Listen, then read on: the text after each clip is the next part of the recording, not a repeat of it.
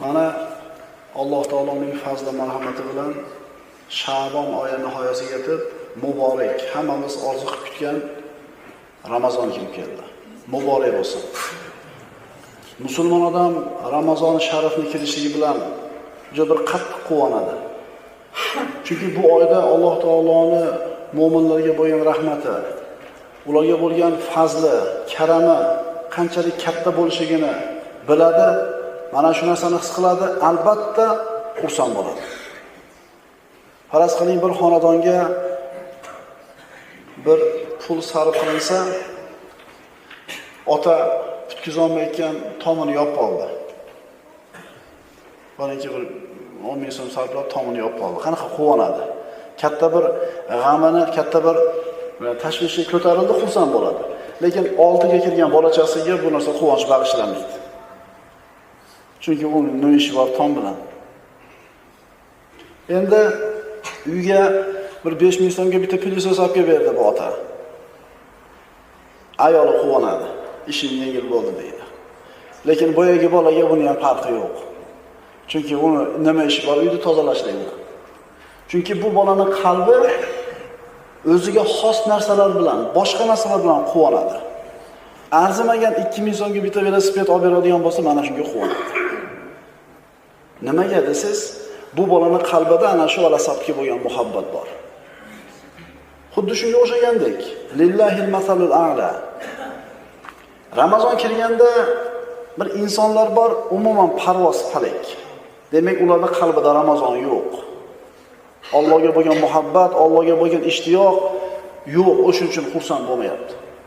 Yana kimdir Ramazon kelishini intiqlik bilan kutadi, kelganda quvonadi. Kimdir yuragi siqiladi. Xullas, Ramazonning kelishi siz bilan bizni quvontirayotgan bo'lsa, alhamdulillah.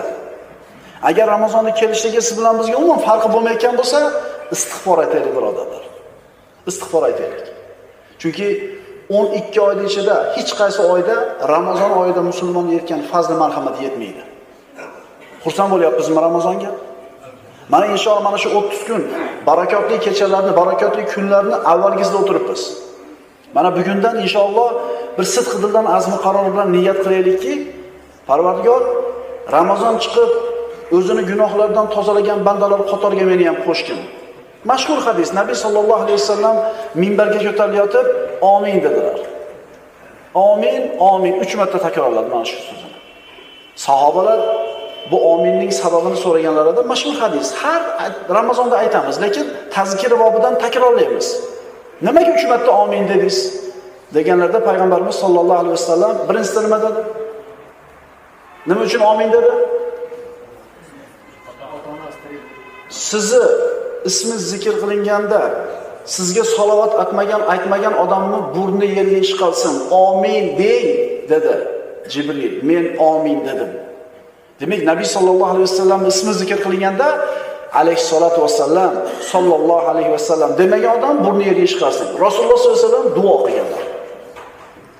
Ikkinchi marta amin deyishligining sababi nima bo'ldi? Bitta yoki ikkala ota-onasi tirik turgan bir farzand.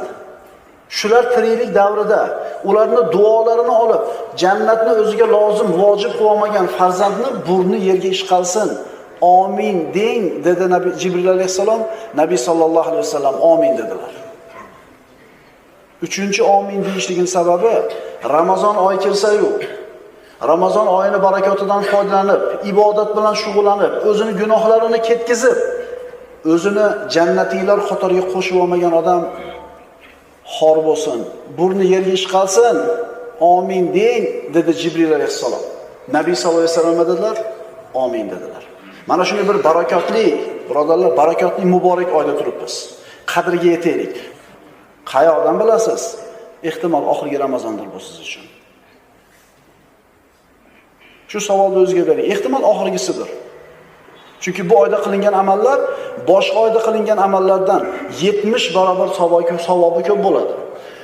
Bu oyda qilingan nafl ibodatlarning ajri farz amallarning ajri bilan barobar bo'ladi. G'animat bilaylik, g'animat bilaylik. Ramazon ro'zasi. Alloh taolo Qur'onda astagfirullah Ya ayyuhallazina amanu kutiba alaykumus siyamu kama kutiba alal ladzina min qablikum la'allakum tattaqun.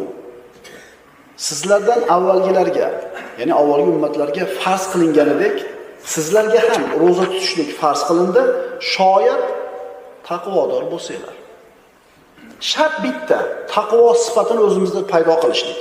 Agar biz yemasak, ichmasak, kunduzi aloqadan tiyilsak-ku, ammo g'iybat, til zinosi, ko'z zinosi, boshqa gunohlardan tiyilmasak, Nabiy sallallohu alayhi vasallam aytganlar, rubba soimin laysa lahu min siyamihi illa al-ju'u wal atash.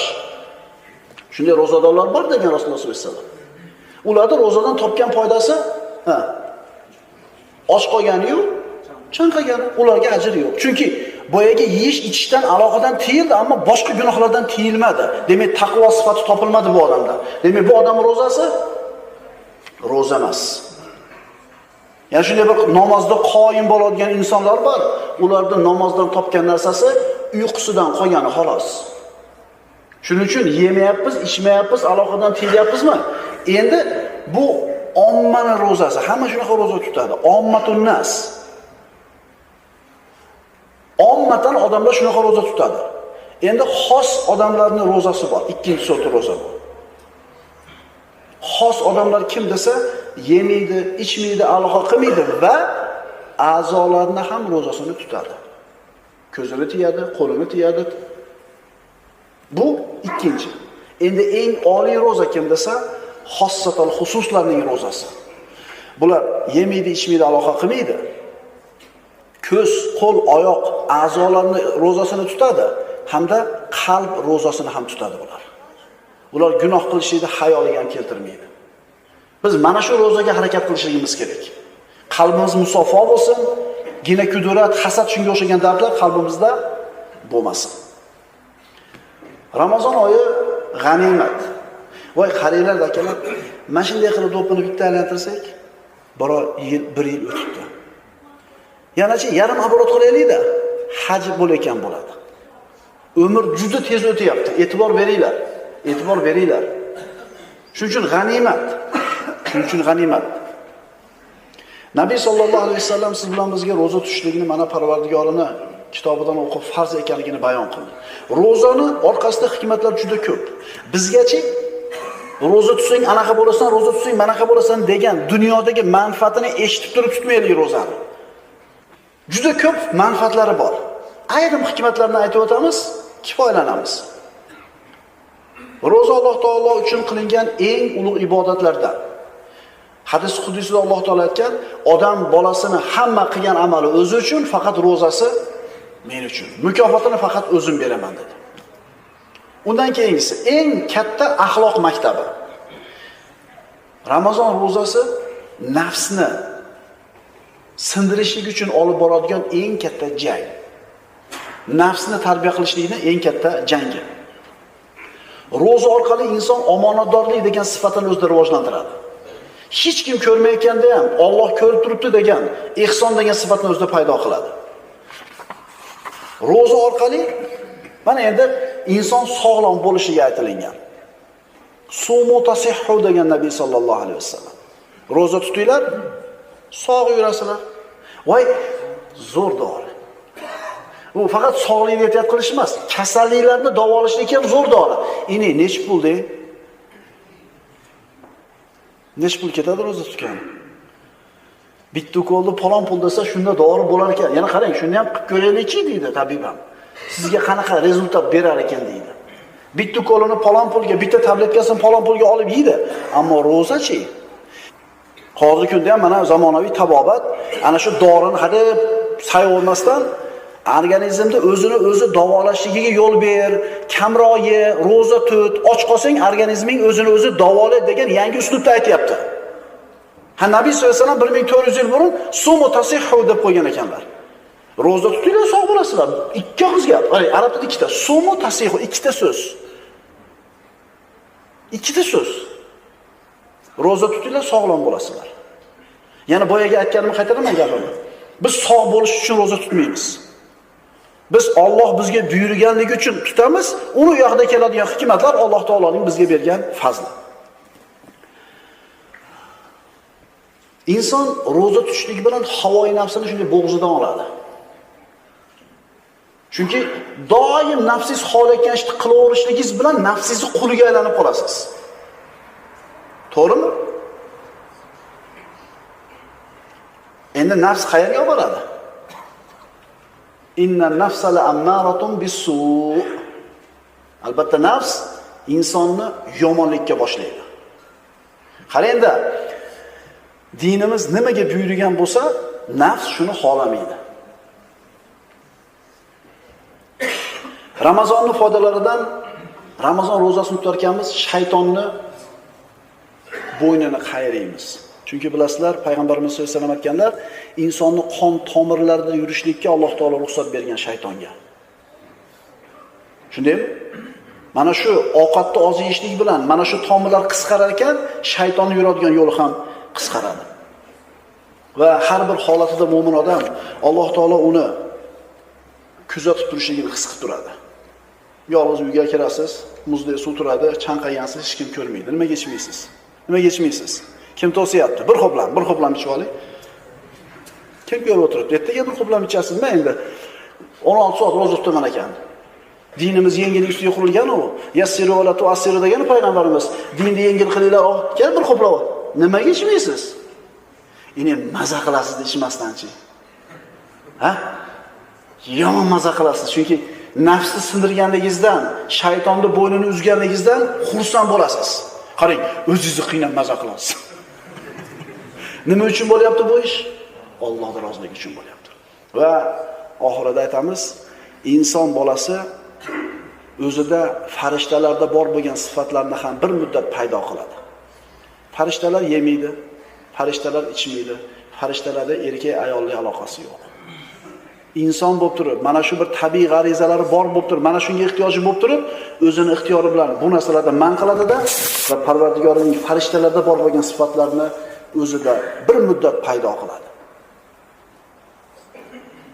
Payg'ambarimiz sollallohu alayhi vasallamdan Abu Hurayra roziyallohu anhudan rivoyat qilingan hadis, Rasululloh aytadilar: "U'tiyat ummati khamsa khisalin fi Ramazon, lam tu'taha ummatun qablaha." Meni ummatimga Alloh taolo Ramazonda 5 xislatni berdi. Boshqa biror bir avvalgi ummatlarda bu narsa bo'lgan emas. Siz bilan bizda bor bu narsa. Halufu famis soim atyabu indallohi min rihil misk. Ro'zadorning og'zida chiqqan hid Allohning nazdida mushki ambarning hididan ko'ra xushbo'yroq. Qani xunuk narsa o'zi. Odam ovqat yemaganda og'zidan bir noxushlik keladi, ammo Alloh uchun tutib qiynayotgan kishining og'zidan chiqayotgan noxush hid ham Alloh uchun mushki ambarning hididan yoqimliroq bo'ladi. Ularga, ro'zadorlarga to iftor qilgunlariga qadar malaikalar istig'for aytib turadi. Farishtalar siz bilan bizni gunohimizni Alloh kechirishligini duo qilib so'rab turadi. Uchinchidan, Alloh azza va jalla har kuni jannatga aytadi: "Solih bandalarim mashaqqat va ozorlardan qutulib, senga kelishlariga oz qoldi" deydi. To'rtinchidan, u kunda shaytonlarning ashaddiylari zanjirband qilinib, boshqa payt qilib yurgan ishlariga erisha olmaydilar. Beshinchidan, Ramazonning oxirgi kechasida ro'zadorlarning gunohlari mag'firat qilinadi. Mana o'sha Ramazonning birinchi kechasida o'tiribmiz. Ramazonning oxirgi kechasida ro'zadorlarning hamma gunoh kechiriladi. Birodarlar, 1 yilda to'planib qolgan bo'lsa gunohlarimiz, aniq ishonaylik, Alloh taolo yuvib tashlaydi. Shunda, "Ya Rasululloh, u qadr kechasida bo'ladimi shu ish?" deb so'rashdi. Payg'ambarimiz aytdilar: "Yo'q, xizmatchi qachon ishini tugatsa, uning haqqi to'la qilib beriladi" dedi. Bugungi ro'zani tutdingmi? Iftor vaqti bo'ldimi? 1 kunlik ro'za tugadimi? Alloh taolo gunohni yuvib kechiradi. Gunohni yuvib kechiradi. Kim Allohning rahmatiga, mag'firatiga muhtoj emas? Demak, mana shunday bir muborak oyning muborak birinchi kechasida o'tiribmiz. Kelinglar bir o'zimizga bir ahd qilaylik. Taravih namozlarining birortasini qoldirmaylik. Qur'on tilovatida hozir bo'laylik. Agar o'qishni bilmasak, toqatimiz bo'lmasa, o'rganmagan bo'lsak, eng kamida somiy bo'lib mana shu savobga ega bo'laylik. Chunki qiyomatda inson bitta subhanallohning savobiga muhtoj bo'ladi. Bitta savobga. Ana shu qadr kechasida turmaganligiga, taravulada turmaganligiga inson qattiq pushaymonlar yeydi.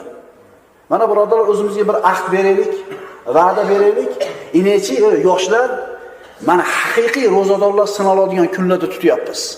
Hamda aytinglar, kuch-quvvatga to'lgan paytinglarda keldi. Mana shu kunda tutdingizmi? Endi qishda tutish, bahorda, kuzda tutish hech narsa emas. Mana o'zimizni sinadigan payt keldi. O'zimizni sinadigan payt keldi. Uddasidan chiqamizmi, yo'qmi? Alloh taolo bu oyni hammamizga barakotli qilgan bo'lsin. Hammamizga Alloh taolo sabr bersin, amallarimizni qabul qilsin, davomiy qilsin hamda ixlosni bergan bo'lsin. Aqulu qawli hada va astagfirulloh li va lakum. Assalomu alaykum va rahmatullohi va barakatuh.